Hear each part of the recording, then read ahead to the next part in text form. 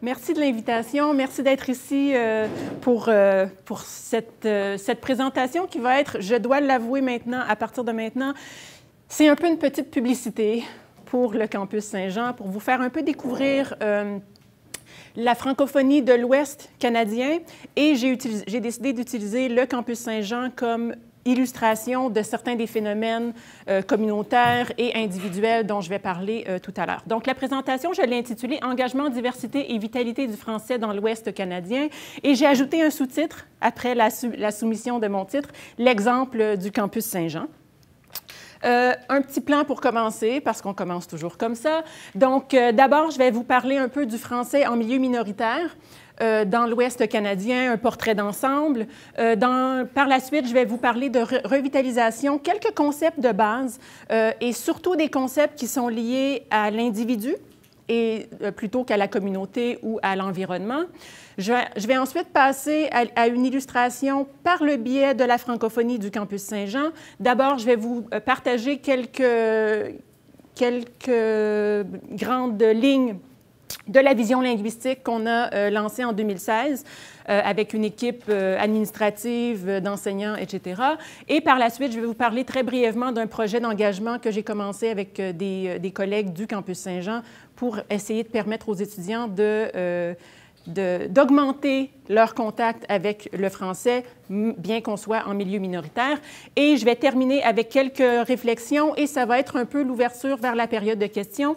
Diversité, variation et revitalisation linguistique. Quels sont les liens, quels sont les défis et de quelle façon est-ce qu'une connaissance de la variation, par exemple, peut nous aider à mieux favoriser une revitalisation linguistique dans un contexte inclusif et accueillant. Ça va être un peu une présentation kumbaya, je l'ai dit, donc voilà, c'est dit. Donc, dans un premier temps, évidemment, quand on parle de la francophonie nord-américaine, on pense souvent au Québec. Évidemment, le Québec est un milieu majoritaire en contexte nord-américain. Donc, à peu près, selon les données du recensement de 2016, j'ai utilisé les données de la langue maternelle réponse unique. Donc, je n'ai pas tenu compte, par exemple, des gens qui déclarent deux langues maternelles, par exemple, quelqu'un qui a un père anglophone, une mère francophone, ou le contraire. Donc, on voit ici qu'au Québec, à peu près 77 de francophones, je vais les nommer francophones natifs, on va voir un peu pourquoi tout à l'heure, mais évidemment, si on sort du Québec, dès qu'on sort du Québec, même en contexte canadien, on voit que le prochain contingent francophone déjà minoritaire est le Nouveau-Brunswick. Et si j'utilise l'exemple de l'Alberta, on est à moins de 2 de francophones natifs, donc qui déclarent le français langue maternelle comme langue maternelle unique. Évidemment, la proportion est légèrement plus élevée quand on considère les gens qui ont deux langues maternelles. Donc, un portrait d'ensemble. Ici, je vous présente un peu géographiquement ce que ça représente. Donc, plus la zone, et ça, c'est basé sur le recensement de 2011, puisque le visuel n'est pas encore disponible pour le recensement de 2016. Donc, vous voyez évidemment que le Québec est la zone la plus foncée, donc plus de 30 de francophones dans les régions du Québec. Je ne me concentre pas sur cette carte-ci parce que c'est la minorité anglophone, donc on va l'ignorer pour l'instant, mais on voit qu'il y a certaines zones plus chaudes, si on veut, pour la francophonie. Donc, on regarde par exemple au Manitoba, en Saskatchewan, dans le nord de l'Alberta, et on a quelques isolats francophones dans l'Ouest. Donc, je me suis vraiment concentrée sur l'Ouest pour vous montrer quelques endroits. Je vous l'illustre également sur une carte un peu plus détaillée. Donc, vous avez ici le Manitoba, la Saskatchewan et l'Alberta. Donc, on voit que, par exemple, au Manitoba, les francophones sont en grande partie concentrés dans le sud de la province. Ça s'explique un peu par la topographie du Manitoba. Si vous êtes déjà allé au Manitoba, il y a beaucoup de lacs et il y a beaucoup d'endroits qui sont difficilement habitables. En Saskatchewan, donc, on a quelques isolats ou quelques îlots francophones également en Saskatchewan. Ici, je m'en vais vers l'Alberta. Donc, Edmonton, c'est la région dont je vais vous parler majoritairement tout à l'heure. Mais évidemment, on a des îlots francophones un peu plus dans le nord de la province. Et ce qui est important de retenir, c'est qu'en Alberta, contrairement, par exemple, au Manitoba, les francophonies sont très dispersées sur le territoire. Okay? Et donc, ça présente un certain nombre de défis, par exemple, pour la prestation de services en français. Hein? On ne peut pas offrir des services dans une région, dire tout le monde va venir dans cette région-là pour obtenir ces services. C'est relativement diffus comme francophonie.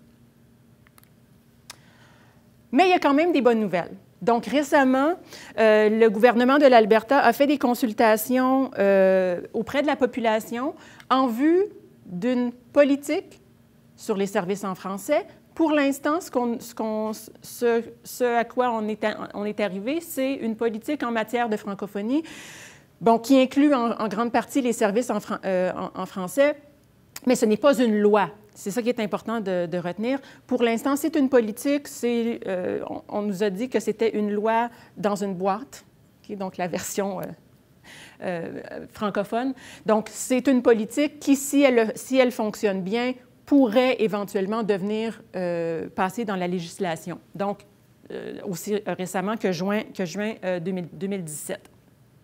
Et vous voyez que tout le monde est très, très content sur la photo, puisque l'histoire de l'Alberta, et peut-être que Denis Desgagnés en parlera tout à l'heure, c'est pas très joyeux, ce qui s'est passé, par exemple, au début du 20e siècle. Il y a eu beaucoup de lois et de politiques qui ont interdit l'usage du français. Donc, on est vraiment... que le gouvernement déjà reconnaisse l'apport des francophones dans la province, que le gouvernement fasse des consultations auprès des communautés et en vienne à mettre quelque chose sur place, c'est vraiment exceptionnel. Donc, c'était vraiment un moment fort en juin dernier. Malgré un certain nombre de victoires, c'est clair que la vitalité du français en Alberta présente un certain nombre de défis. Okay? Donc, je vous ai présenté un extrait d'un article de Radio-Canada qui est paru récemment, donc au mois d'août, et où on dit que selon les données du recensement de 2016, la francophonie se porte relativement bien.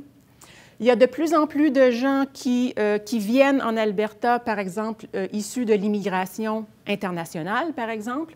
Il y a beaucoup de migration, et ça, ce n'est pas nouveau depuis 2016, mais il y a beaucoup de migration aussi interprovinciale. Évidemment, l'Alberta, terrain du pétrole, terrain d'un grand boom économique, disons jusqu'à relativement récemment. Donc, beaucoup d'apports de francophonie internationale et canadienne. Mais le défi, c'est d'intégrer ces différentes populations-là. Donc, si on regarde, par exemple, l'immigration, au point de vue du gouvernement fédéral, on préconise énormément l'apport de l'immigration internationale pour renouveler la population francophone. Même chose pour les migrations interprovinciales. Puis là, ça griche, c'est correct? Oui. Okay. Donc, même chose pour les populations interprovinciales. Le défi, c'est comment offrir des services et s'assurer que les gens qui viennent pour renouveler initialement la francophonie vont rester et s'intégrer dans la francophonie locale, donc vont continuer d'utiliser le français. Et l'exemple que Jean Johnson, notre ancien président de la CFA, l'Association canadienne-française de l'Alberta, nous dit, si on n'est pas capable de soutenir ces gens-là, là, il parle des Acadiens ici, la prochaine génération, lorsqu'elle va repartir, va parler en anglais parce qu'elle n'aura pas la compétence ou la capacité de parler en français. Donc, si on n'a pas bien intégré, on n'a pas desservi ces populations-là, évidemment, le pouvoir d'attraction de l'anglais est vraiment très fort et les prochaines générations risquent de passer plus facilement à l'anglais et de sortir de la francophonie, peut-être sans même y être entrées. Donc, après ce portrait d'ensemble, je vais vous présenter un certain nombre de concepts. Comme vous avez vu, donc, la lecture d'arrière-plan, pour ceux qui suivent le cours, était l'article de Gilbert et al. Donc, où on parlait d'environnement, de communauté, d'individus. Je vais me concentrer davantage sur la composante individuelle. Donc, vous avez un modèle ici où on a les trois grandes composantes. Donc, on parle d'environnement, environnement à l'échelle nationale, régionale, locale et évidemment le milieu. Moi, je vais me concentrer sur le milieu du campus Saint-Jean. Si on parle de la composante individuelle, donc évidemment, il y a un certain nombre de facteurs dont dans lesquels je ne vais pas entrer en détail, mais donc la composante individuelle, c'est celle sur laquelle je vais vous dire quelques mots. Et évidemment, mis ensemble, tout ça, ça amène à la communauté et au sentiment éventuellement de communauté, faire communauté ou avoir des gens qui sont disparates, qui habitent sur le même territoire, mais qui ne sont pas nécessairement soudés d'une certaine façon. Okay. Alors, le premier concept, c'est le concept de restriction linguistique.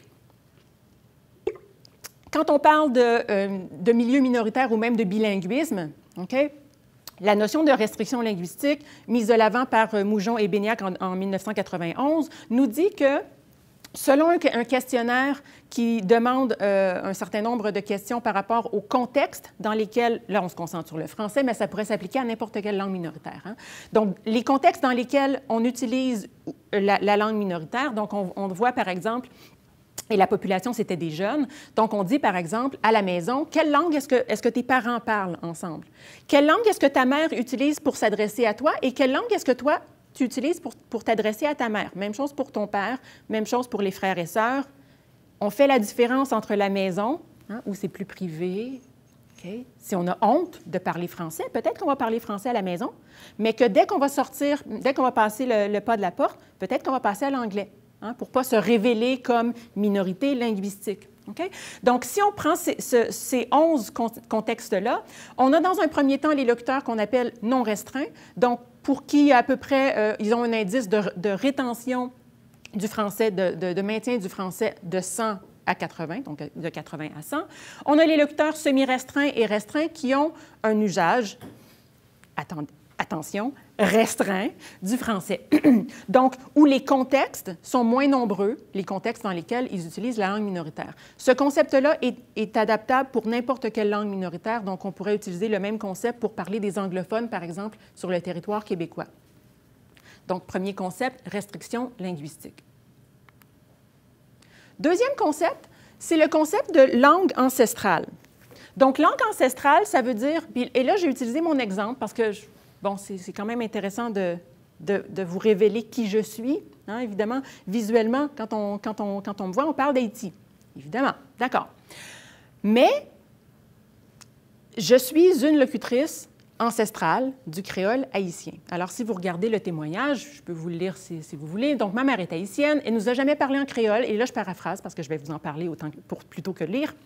Elle ne nous a jamais parlé en créole parce que pour elle, ce n'était pas important de nous parler en créole. C'était plus important qu'on apprenne le français pour éviter les distractions. Et c'est souvent le vocabulaire qu'on utilise. Hein? La langue qui est plus utile pour l'ascension sociale, par exemple.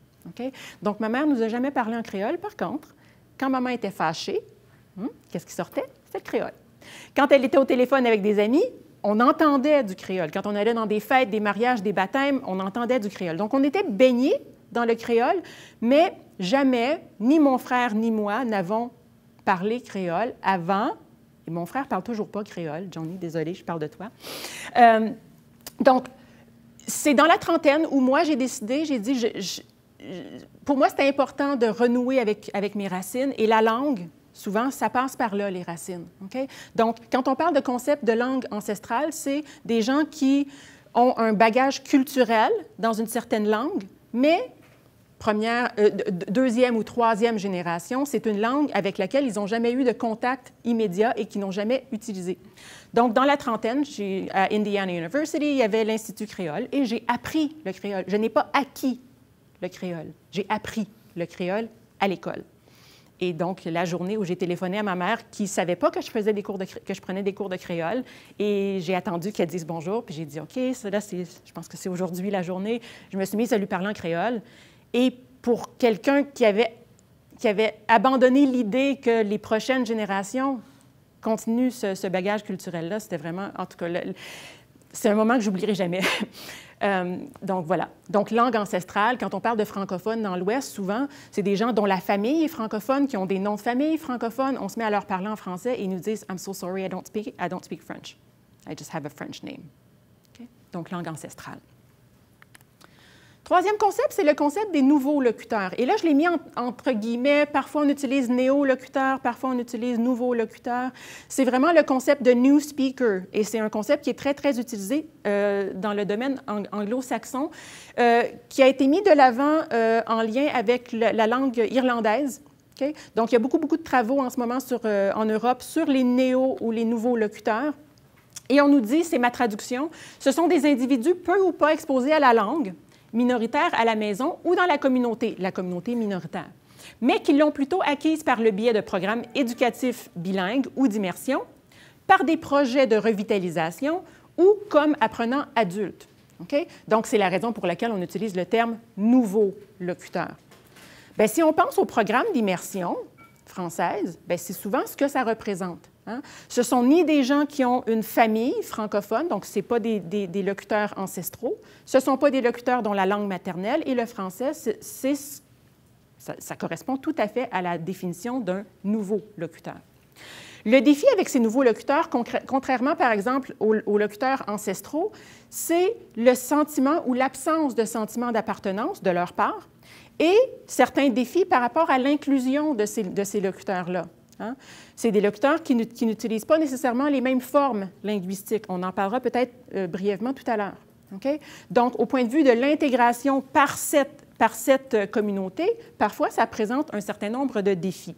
Donc, troisième concept, le concept de nouveau locuteur. Et si on mélange tout ça, donc, je vous présente des données de Terry Nadasdy qui a fait une étude qui a fait une comparaison entre des locuteurs non restreints, semi-restreints et des locuteurs de l'immersion, donc qui correspondraient à peu près au profil des nouveaux locuteurs. Quand on regarde des formes vernaculaires, donc, tout le monde connaît le français, donc si on prend par exemple l'alternance entre « on » et « nous », nous allons parler ou on va parler. Okay? Donc, nous versus on. L'absence de ne, la négation verbale. L'absence de elle dans il, donc il parle versus il parle ou même ils parlent. Okay? Et le futur périphrastique, donc je vais manger versus je mangerai. Okay? Déjà, si vous êtes locuteur natif du français et particulièrement du français québécois, c'est clair que ces variantes-là font probablement partie de votre langue de tous les jours, de la langue familière que vous utilisez. Et si on compare d'une part les locuteurs non restreints et les locuteurs restreints, qui tous les deux ont le français comme langue maternelle, okay? Bien qu'ils aient donc, par exemple, les locuteurs restreints, bien qu'ils soient restreints dans les contextes dans lesquels ils utilisent le français, ce sont des gens qui ont le français comme langue maternelle. Okay? Ça, c'est important. Bien, si on les compare aux nouveaux locuteurs, c'est clair que ça se révèle, hein, c'est relativement clair qu'ils ont acquis le français versus un apprentissage. Et un apprentissage souvent en salle de classe. Même si c'est un apprentissage dans un contexte immersif, c'est un contexte immersif, non pas sociétal, mais quand même éducatif. On pourra revenir sur cette distinction-là si ce n'est pas clair. Donc, au point de vue des formes linguistiques, c'est clair que quelqu'un qui va utiliser, par exemple, beaucoup de nous, beaucoup de ne, bien, probablement qu'un locuteur natif va dire « Ah, bien, peut-être que je vais passer à l'anglais. Peut-être que je vais lui parler, mais je ne vais pas utiliser des formes qui sont trop compliquées ou qui sont trop familières pour ce locuteur-là. Donc, je vais peut-être adapter mon parler, je vais peut-être changer de langue, ou je vais peut-être simplement dire « Ah, bien, on ne parle pas le même français, on ne fait pas partie de la même communauté, puis peut-être que c'est correct qu'on reste séparés. » OK. Donc, voici. Okay. Si on ajoute le concept de variation linguistique à ces trois types de locuteurs, on va voir dans un premier temps, donc ça, c'est un modèle que j'avais développé avec Julie Auger pour un sujet complètement différent, le contact entre le français et le picard, mais qui représente le continuum linguistique en français spontané, okay, donc non pas les lecteurs de nouvelles, par exemple, ou les comédiens, mais quelqu'un qui parle de façon spontanée. Même en ce moment, je n'ai pas de texte, donc ça compte encore comme du français spontané, versus le français écrit ou le français semi-formel. Okay? Donc, si on regarde ce continuum linguistique, okay, ce continuum stylistique, on va voir que dans un premier temps, les locuteurs qui sont des nouveaux locuteurs ont tendance à surutiliser les formes formelles, donc avoir un français académique, français scolaire relativement bien développé, mais, comme on l'a vu à la diapo précédente, à utiliser des formes parfois un peu trop académiques. De l'autre côté, Quand on va parler des locuteurs natifs, des locuteurs même de langue ancestrale ou des francophones ancestraux, on va voir qu'au point de vue du français social, ils maîtrisent relativement bien le vernaculaire. Encore une fois, je fais référence à la diapo précédente, mais que c'est pour élever dans les milieux minoritaires, hein, pour élever le niveau de langue, pour avoir un français un peu plus formel où les défis se présentent de façon générale. Donc, évidemment, on peut faire un lien très, très clair avec l'exposition, hein, le type de français auquel ils sont exposés. Ils sont exposés au français à la maison, dans des contextes relativement familiers, mais un peu moins dans des contextes formels, ce qui explique un peu les différences en termes de forme. Ça va? Donc, cette façon de voir le locuteur, ça cadre relativement bien avec le cadre européen de référence commun pour les langues. Okay? Donc, c'est un cadre okay, qui a été développé pour le développement des langues en Europe et qui considère le locuteur non pas seulement comme un locuteur en vase clos, mais qui considère que l'individu est un locuteur et cette activité langagière, il faut toujours tenir compte du contexte dans lequel cette interaction-là se produit. Donc, on va parler d'acteurs sociaux plutôt que de locuteurs proprement dit. On va parler d'activités langagières, mais on va mettre ces activités langagières-là dans un contexte social. Donc, on va finalement dire que toute linguistique, Christine sera très contente, toute linguistique est socio-linguistique. Okay? Donc, on fait de la linguistique. Donc, après ce portrait d'ensemble, maintenant, je vais vous parler un peu de la francophonie du Campus Saint-Jean. Et là, je vous l'ai dit tout à l'heure, c'est un peu une publicité. Si vous avez des questions, vous pourrez m'en poser. C'est un beau milieu. Donc, d'abord, le caractère environnement. Donc, qu'est-ce que c'est le Campus Saint-Jean? Bien, dans un premier temps, c'est la seule institution, et on s'en vante, c'est vraiment le marketing qui est utilisé, la seule institution postsecondaire à l'ouest du Manitoba. On fait évidemment référence à l'Université Saint-Boniface. Okay? Donc, prochaine province, Saskatchewan, il y a quelques petites unités, mais seule institution. C'est un campus francophone à l'intérieur d'une grande université anglophone. Donc, c'est un peu représentatif, c'est un peu comme le Canada. Hein? Donc, si on prend le campus Saint-Jean, ça serait peut-être comme le Québec.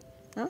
Et l'Université de l'Alberta, qui représenterait un peu le Canada. C'est la raison pour laquelle j'utilise vraiment le campus Saint-Jean comme un microcosme de la francophonie canadienne, particulièrement en milieu minoritaire. Au cœur du quartier Bonnie Doon, vous dites, OK, qu'est-ce que c'est Bonnie Doon? Bonnie Doon, c'est le quartier francophone d'Edmonton. Okay? Donc, c'est là où vous risquez davantage de croiser quelqu'un qui parle le français. Ça ne sera pas toujours audible. Hein? Parfois, c'est juste en entendant un accent, on dit « Ah, on est deux francophones en train de se parler en anglais. » On ne s'en rend pas nécessairement compte. C'est ça, le milieu minoritaire. Bon, 3 pavillons. Ce qui est important à noter, qu'il y a une résidence universitaire, des programmes universitaires et des programmes collégiaux, puisque les ressources sont un peu limitées. Donc, c'est regroupé sous un même campus. Environ 750 étudiants et à peu près une trentaine de professeurs permanents. Okay? Donc, ça vous donne à peu près une idée de grandeur. Si vous comparez avec l'Université de l'Alberta, qui a 38 000 étudiants, évidemment, on est une petite faculté. Fait intéressant aussi, c'est qu'on est une faculté, une des rares facultés non départementalisées.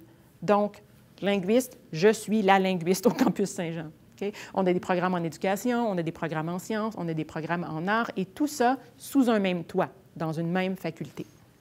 Donc, portrait d'ensemble. Dans la planification stratégique de l'Université de l'Alberta, je vous la montre parce que c'est quand même intéressant de noter que, pour la première fois, la planification stratégique de la University of Alberta a été diffusée en français et en anglais. Okay? Donc, la prochaine planification stratégique dans laquelle on est déjà inséré, 2016-2021, on en a fait une version française. Okay? Donc, déjà le geste de la publier en français. On a maintenant un processus d'admission où les gens peuvent faire leur demande d'admission en français. Okay? Donc, un peu comme la politique sur la francophonie du gouvernement de l'Alberta, il y a quand même un certain désir de servir la population francophone de la province majoritairement anglophone. Okay? Si je me concentre sur ce qui est écrit, par exemple, dans le plan stratégique, donc on nous dit, par exemple, que le campus Saint-Jean reflète la dualité linguistique français-anglais du Canada, et une francophonie multiethnique venue du monde entier. Donc, encore une fois, microcosme de la francophonie canadienne, particulièrement en milieu minoritaire. Quelques chiffres sur le campus Saint-Jean.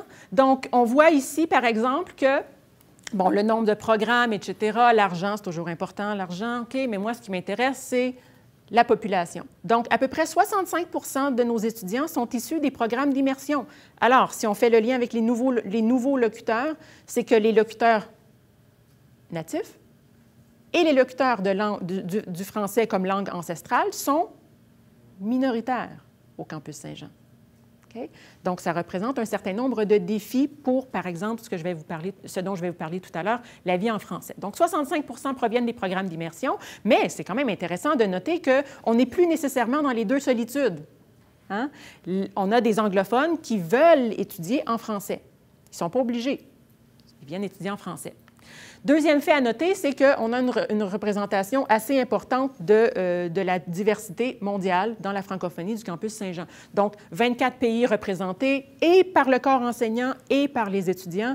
Si vous allez, par exemple, sur le campus principal de l'Université de l'Alberta, vous regardez le paysage, vous arrivez au campus Saint-Jean. Le campus Saint-Jean est beaucoup plus diversifié que le campus principal de l'université. C'est quand même intéressant.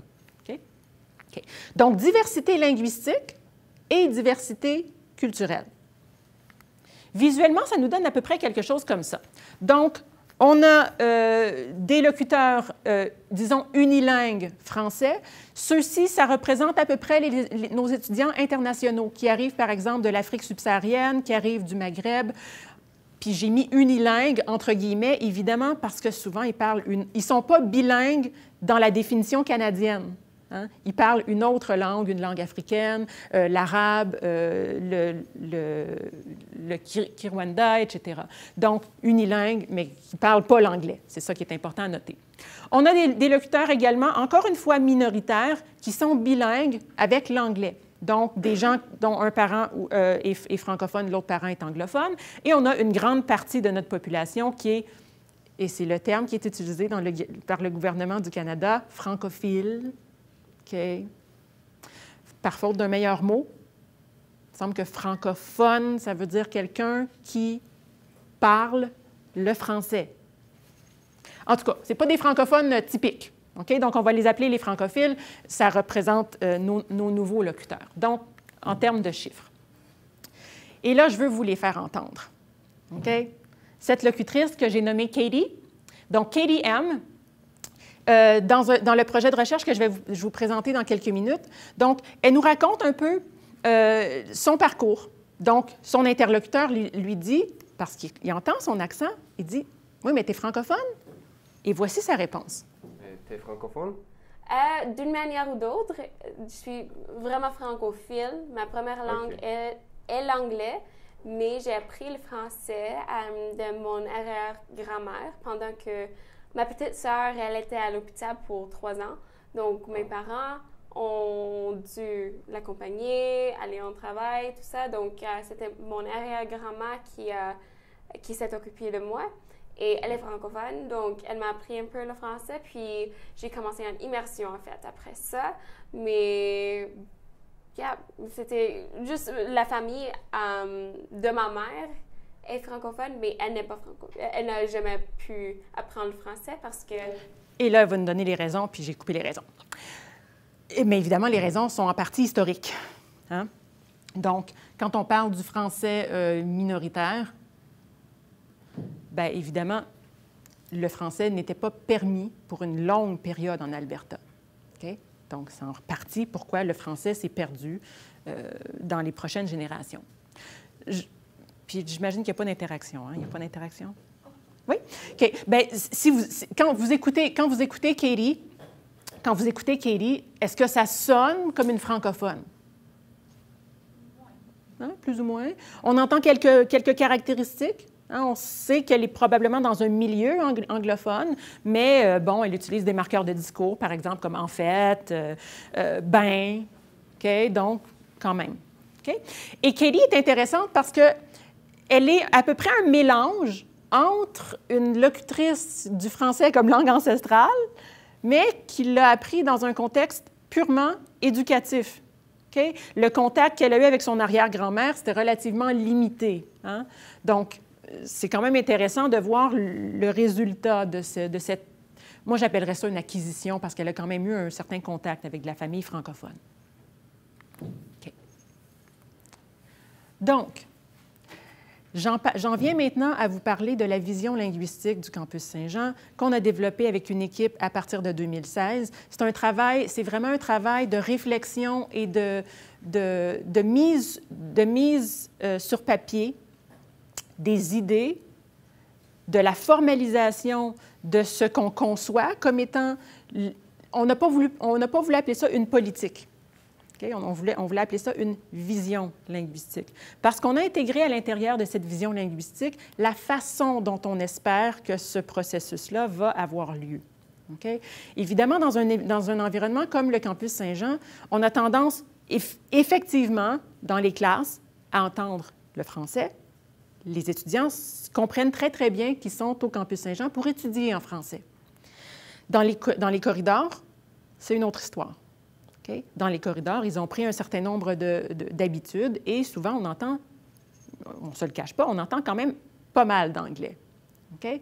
Donc, c'est pas nouveau. Dans les 20 dernières années, dans les 30 dernières années, on avait tendance à dire « Ah oui, mais les étudiants parlent anglais, c'est problématique, qu'est-ce qu'on va faire? » Bon, on va les corriger, on va les dire « En français! En français! En français! » Avec les résultats que ça donne. Okay? Donc, quand on a mis sur papier la vision linguistique, on a vraiment tenu à ce qu'on couche également sur papier le caractère inclusif, le caractère accueillant de cette vision linguistique-là. Donc, on ne va pas nécessairement taper sur la tête des jeunes s'ils parlent en anglais. On va plutôt récompenser ceux qui utilisent le français, donc un peu une méthode à l'éducation de 2017, disons.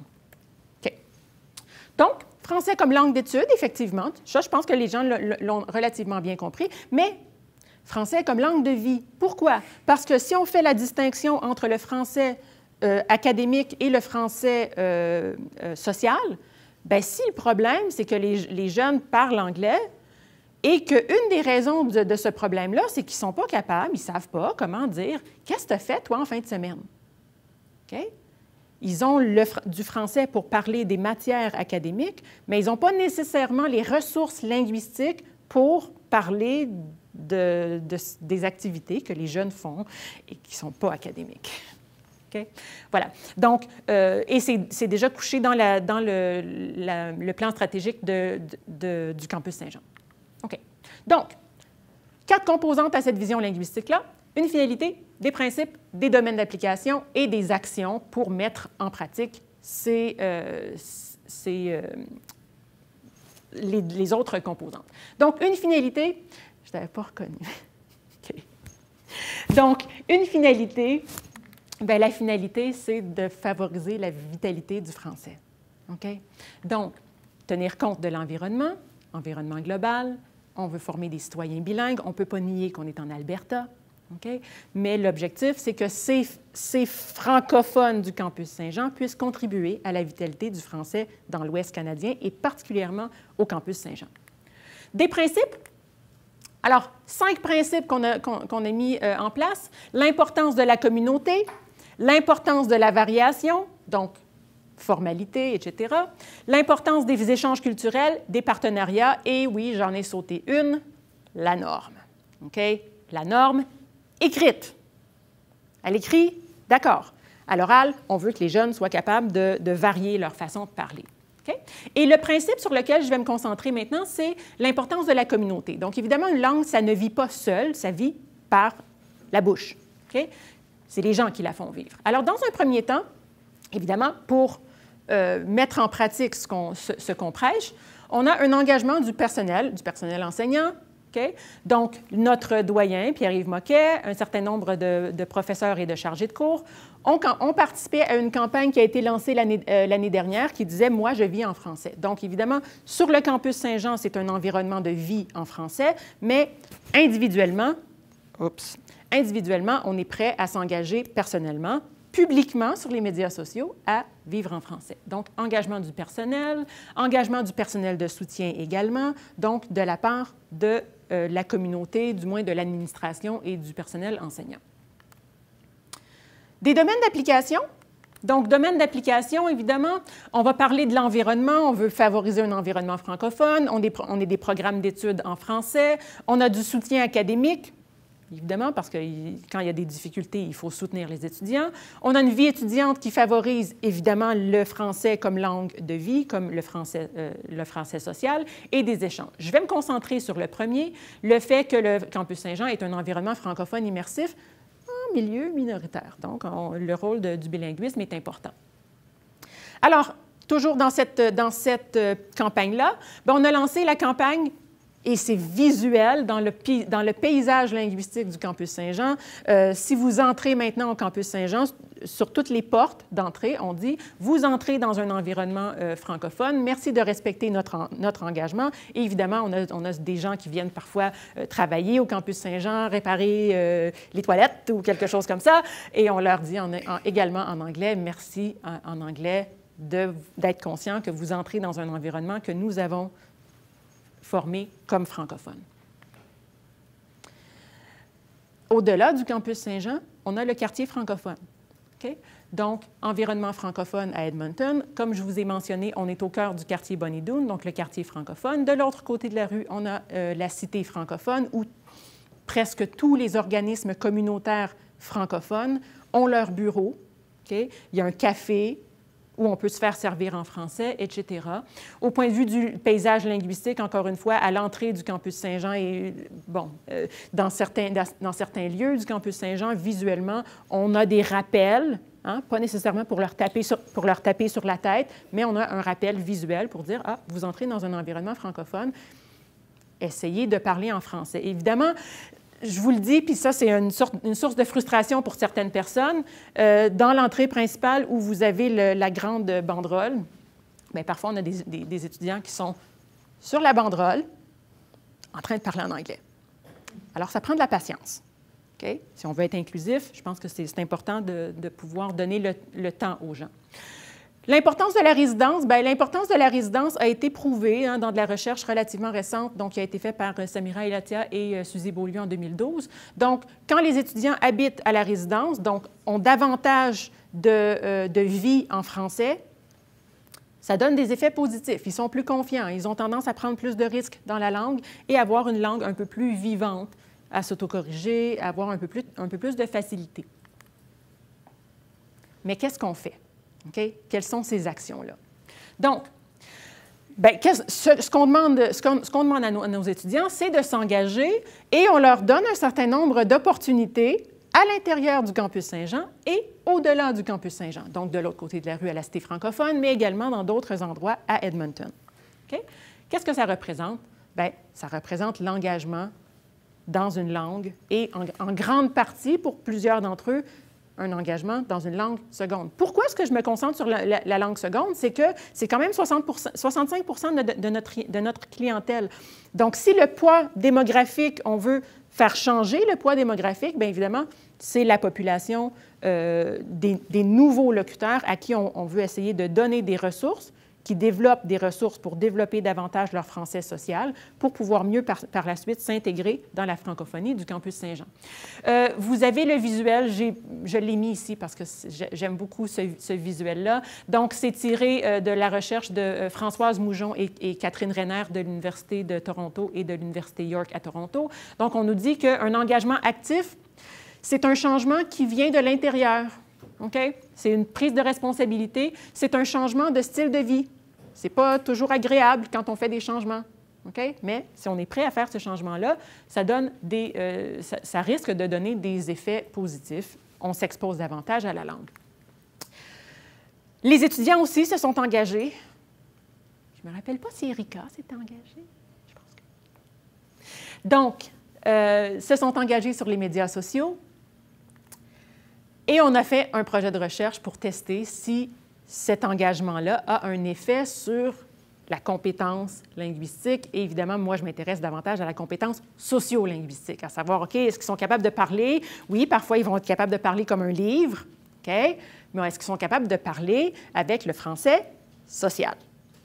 Donc, dans un premier temps, en collaboration avec Tao Tran-Minh et Samira Elatia, on essaie de tester 3 hypothèses. Dans un premier temps, est-ce que l'engagement fonctionne? Et est-ce que l'engagement fonctionne de différentes façons? Dans un premier temps, est-ce que l'engagement seul fonctionne? Alors, j'ai commencé ce projet de recherche en recrutant des étudiants, en leur disant, il y a un projet de recherche qui est basé sur l'engagement. Vous devriez augmenter vos opportunités d'utilisation du français, et c'est tout. Donc, motivation purement intrinsèque. Les jeunes viennent me voir, me disent, oui, mais professeur Villeneuve, qu'est-ce qu'on fait? Qu'est-ce qui se passe? Parce qu'il ne se passe rien. Okay? On leur dit, engagez-vous. Je ne sais pas si vous connaissez Astérix. Engagez-vous, qui disait. OK, mais qu'est-ce qu'on fait? Engagez-vous. OK? Donc, est-ce que l'engagement fonctionne avec purement de la motivation intrinsèque? Vous vous doutez probablement de l'hypothèse que j'ai par rapport à ça. Dans un deuxième temps, on va ajouter un encouragement, mais un encouragement institutionnel. Okay? Donc, une certaine récompense par le biais d'un relevé, okay, qui vient avec le relevé de notes, qui dit « cette personne-là s'est engagée au point de vue linguistique ». On est en train de travailler à formaliser cette deuxième étape-là. Donc, évidemment, il y a une petite récompense, mais c'est une récompense relativement faible. Encore une fois, est-ce que ça a un effet? Et dans un troisième temps, donc c'est pour ça que ça va jusqu'à 2019, reconnaissance institutionnelle, formelle maintenant, donc c'est la carotte. Okay? Est-ce que le fait de reconnaître et de récompenser cet engagement-là porte des fruits sur la compétence sociolinguistique? Okay? Donc, c'est un projet multi-année. J'ai mis jusqu'à 2019, évidemment, à partir du moment où le programme est mis sur pied, on continue à tester les étudiants, les participants. Okay. Donc, de quelle façon sous quelle forme est-ce que cet engagement peut prendre? Bien, on leur donne un certain nombre de suggestions. Donc, certaines suggestions sont plus faciles, parler en français en classe. Ce n'est pas tout le monde qui le fait. Parfois, quand il y a des activités de groupe, ils passent à l'anglais. Okay? Commander en français au resto. Donc, il y a des restaurants près du campus où ils peuvent se faire servir en français. Donc, on leur donne un certain nombre de suggestions. On leur dit où ils peuvent aller. OK? Donc, bon, ça, c'est un aperçu. L'AUFSJ, c'est l'Association des universitaires de la Faculté Saint-Jean, donc c'est l'association étudiante. On a également Francophonie Jeunesse qui est très, très, très active autour du campus Saint-Jean. Donc, on leur dit ce qu'ils peuvent faire et où. OK? Et à cette étape-ci, c'est tout ce qu'on leur dit. OK? OK? Et ça semble porter ses fruits. Donc, dans une recherche relativement récente que Tao Tran-Minh a fait auprès d'étudiants qu'elle avait encouragés à aller s'engager, les étudiants nous disent développer une plus grande confiance en soi. C'est quand même positif. On sait ce que ça représente, hein, l'apprentissage d'une langue seconde ou de prendre des risques dans une langue, même quand c'est notre langue. Si on est bilingue, parfois, on n'est pas toujours tout à fait à l'aise de prendre des risques dans notre langue, surtout quand c'est une langue minoritaire.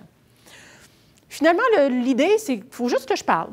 J'ai juste besoin de parler, de prendre des risques. Hein? Et puis, si je fais des fautes, apprentissage d'une langue, acquisition d'une langue, si je fais des fautes, c'est correct, pas de panique. Okay?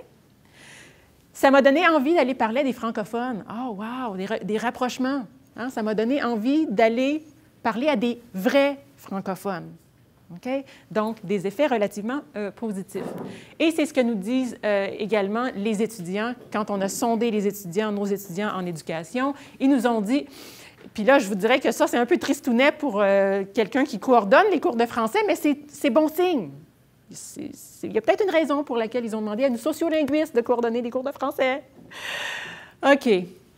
Le plus grand facteur dans l'amélioration de mon niveau de langue était la vie en résidence et l'implication dans la vie étudiante. Les cours de français n'impliquent pas toujours beaucoup d'interaction. C'est correct. C'est peut-être pas l'objectif principal. Si on peut supplémenter les cours de français par de l'expérience plus vécue, pourvu que les deux aillent ensemble et que les étudiants en profitent.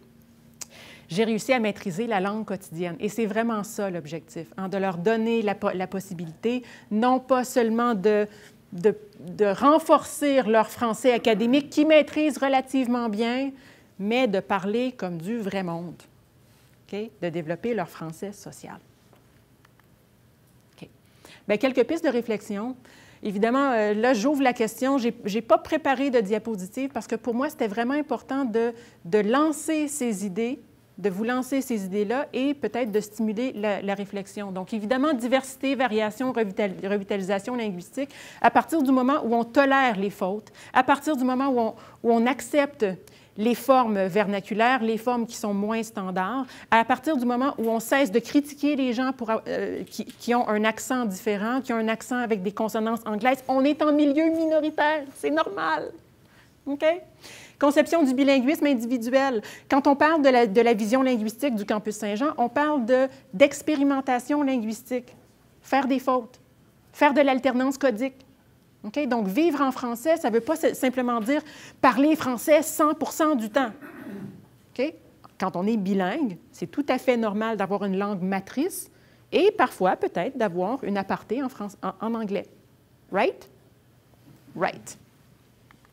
Voilà. Merci beaucoup. Merci. Donc, comme toujours, je vous rappelle de vous présenter lorsque vous posez les questions et de parler bien fort parce que le micro est là pour vous enregistrer. Donc, je vous l'apporte avec plaisir. Donc, questions, discussions. J'ai vu aussi qu'il y a une ancienne étudiante.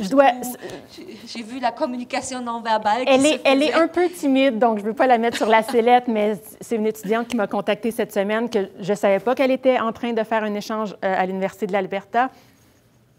Et voilà, elle est ici. Bon, ça fait plaisir.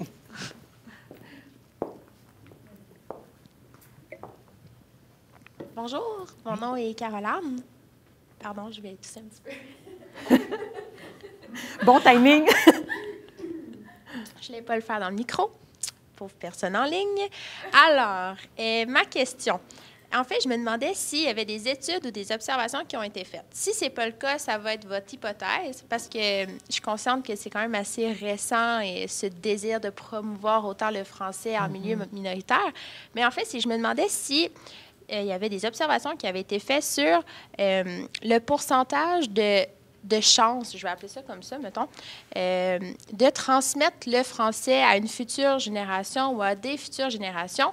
Si on regarde les néolocuteurs ou ceux de langue ancestrale, mettons, si on laisse un peu de côté ceux de langue maternelle, lesquels ont plus de chances de transmettre le français à leurs enfants ou quoi que ce soit? Je vous dirais que c'est pas mon domaine d'étude principal. Du moins, pas pour le français en milieu minoritaire. Je travaille sur une autre langue minoritaire du nord de la France. Il y a des études qui ont été faites là-dessus. C'est une langue beaucoup plus minoritaire, pas officielle comme le français au Canada, donc c'est complètement différent.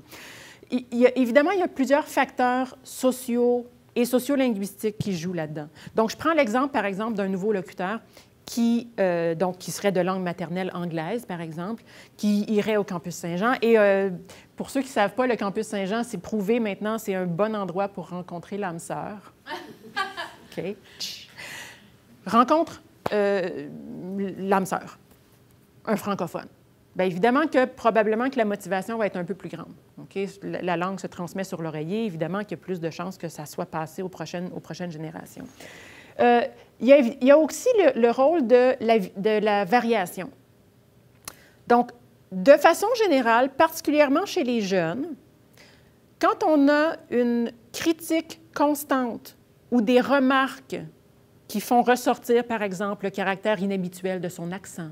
« Ah, tu parles bien français? » « Bien oui, c'est ma langue maternelle. »« Ah, bien, tu parles bien français? » « Bien oui, je parle français depuis que j'ai 5 ans. » OK?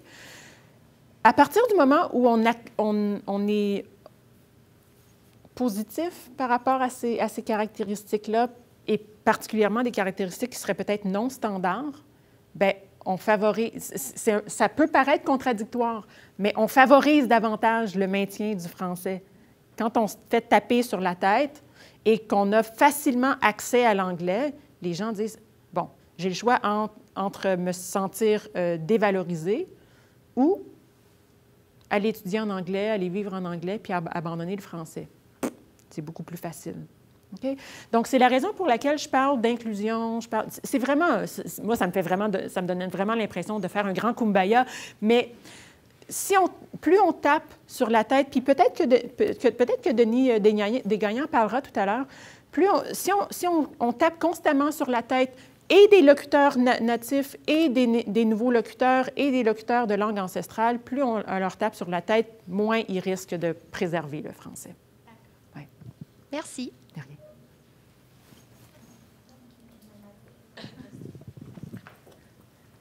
Oui, bonjour, mon nom est Danielle.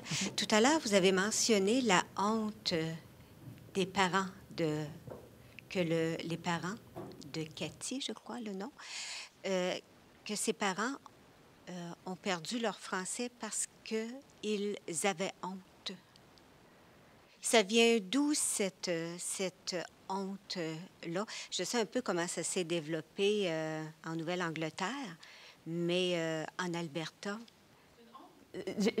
Si j'ai utilisé le mot « honte », c'est pas tout à fait le mot que j'aurais voulu utiliser. Évidemment, il y a eu des politiques linguistiques contre le français, vraiment, là, pour éradiquer le français. Il y avait également des pratiques sociales. Il y a plusieurs personnes, et depuis mon arrivée en Alberta, vraiment, je suis pas en train de faire une croisade, mais je pense que c'est important d'utiliser les bons mots. Il y a plusieurs personnes qui parlent de racisme linguistique. OK, je comprends, je ne sais pas si tu as déjà entendu. OK, je comprends le terme. OK, on peut peut-être parler de minoration linguistique, de discrimination linguistique, de marginalisation linguistique. D'accord, appelons pas ça du racisme, là, parce que sa langue, on peut la cacher. Moi, quand j'entre dans une salle, ma peau, je ne peux pas la cacher. Et cette stigmatisation linguistique-là, quand on a un accent francophone, autrefois, on se faisait dire « speak white ». On se faisait traiter de « frog ». Okay? Et plusieurs autres noms, okay, qui ne sont peut-être pas très joyeux à reproduire, mais c'est un peu comme la honte de certaines formes québécoises, c'est internalisé par la suite. Hein? Donc, on finit par s'auto-flageller puis dire « Ah, mon français n'est pas bon » ou « De parler français, c'est pas prestigieux, donc je vais cesser d'utiliser le français ». Je vous dirais que avec un grand... Tu sais, c'est peut-être un des avantages de l'arrivée de plusieurs Acadiens, de plusieurs Québécois qui n'ont pas de problème à utiliser le français dans la sphère sociale. Tu sais, ils sont en public, puis ils parlent en français. Okay? Puis ils ne se font pas traiter nécessairement de frog. Aujourd'hui, les anglophones ont de façon générale, les anglophones ont une attitude un peu plus ouverte envers les francophones, envers la francophonie. Le fait que énormément de parents envoient leurs enfants dans les écoles d'immersion, à laquelle eux, ils ont peut-être eu accès ou pas, c'est déjà quand même représentatif. Donc, je dirais qu'il y a de l'espoir, mais dans les générations auparavant, je pense qu'il y a des efforts encore plus forts à faire pour défaire cette insécurité linguistique-là qui a été internalisée. Ça répond à votre question? Est-ce que ça peut être au niveau Le micro. Ça peut être... Ah oui. Je me demandais, est-ce que ça peut être au niveau du travail? Le francophone prend le travail de l'anglophone, d'où se développe... Il y a plein de raisons. Il y a énormément de raisons, oui. Des raisons sociales, des raisons économiques, etc. Évidemment, il y a eu longtemps cette perception-là que les emplois bilingues allaient automatiquement aux francophones parce que les francophones ont tendance à être bilingues. Il n'y a rien qui empêche un anglophone d'être bilingue, en principe. Je crois que nous avons une question en ligne. Non? C'est de moi. Bonjour, mon nom est Frédéric. Peut-être que vous en avez parlé tantôt, ça m'a peut-être échappé. Est-ce que le campus Saint-Jean est vraiment géographiquement isolé du reste de l'université? On est à peu près à 10-15 minutes en voiture du campus. Il y a une navette qui fait... lundi, mercredi, vendredi, là, c'est régulier, à chaque heure ou chaque heure et demie. Donc, les étudiants qui ont un cours, par exemple, l'essentiel de leur cours au campus Saint-Jean, qui doivent aller prendre un cours au campus Nord, campus principal, au campus Nord, peuvent sauter dans la navette. En 10-15 minutes, ils sont au campus Nord pour aller prendre leur cours. Donc, il y a du va-et-vient. Les visiteurs peuvent aussi prendre la navette. Donc, on n'est pas géographiquement, on n'est pas sur le campus principal, mais on n'est vraiment pas loin. Il y a un autre campus, par exemple, le campus Augustana, qui est beaucoup, beaucoup plus loin, puis là, il n'y a pas vraiment d'accès. Parfait. Merci. Puis j'aimerais savoir comment est-ce que c'est accepté, en fait, le fait qu'il y ait ce petit campus-là qui mise plus sur le français à travers la communauté universitaire plus large, là? De l'Université de l'Alberta? Oui. Est-ce que oui. C'est bien reçu? Oh, yeah. Oui. En général, oui. Puis les gens, même les gens dans la communauté, je suis là depuis 2015, puis quand je dis, quand on est dans la population générale, what do you do? I work at the University of Alberta. What do you do? I'm a linguist. I work at the Faculté Saint-Jean. Ah, faculté! Les gens connaissent la Faculté Saint-Jean. Okay? Dans le grand public, à l'Université de l'Alberta, je vous dirais que le défi, c'est de nous faire connaître davantage. Peut-être en raison de l'isolation géographique relative, là, mais on n'a pas... J'ai pas l'impression qu'on a été des super bons ambassadeurs à travers les années. Et je pense que s'il y a une ouverture de la part de la population anglophone, je pense qu'après, c'est à nous d'en profiter, de montrer ce qu'on fait, etc. S'ils ne nous connaissent pas, c'est difficile après d'investir davantage d'argent, d'avoir davantage d'embauches de profs, etc., d'envoyer leurs étudiants au campus Saint-Jean ou de les encourager à prendre des cours peut-être au campus Saint-Jean. Peut-être pas de faire un programme complet, mais de prendre des cours au campus Saint-Jean. Oui. Donc, on a des défis disons qu'on pourrait être des meilleurs ambassadeurs. Merci beaucoup. Bon, je passe le micro. Bonjour, moi je suis Joanie. En fait, j'ai une question peut-être un petit peu plus technique, je crois. Okay. Vous dites qu'auparavant, dans les corridors, c'était un peu plus « Hey, on parle en français. Hey, on parle en français. » Aujourd'hui, donc, c'est un peu différent. Est-ce qu'il y a une certaine forme de correction du parler dans les corridors? Par les adultes? Oui, tout le monde est des adultes, j'imagine. Mais non, oui, effectivement, par le corps professoral. Là.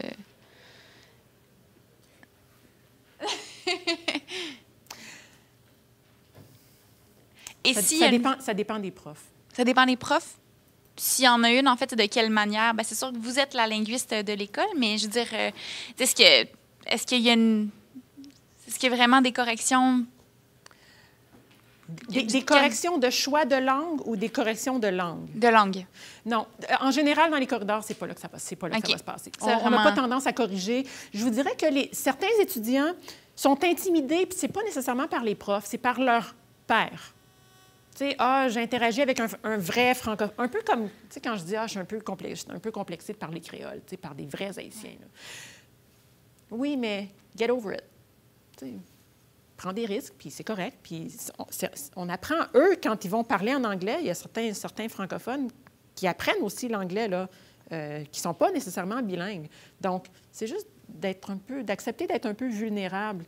Le francophone qui va dire tu pourrais dire telle affaire, c'est pas pour dire tu devrais dire telle affaire, c'est on co-apprend.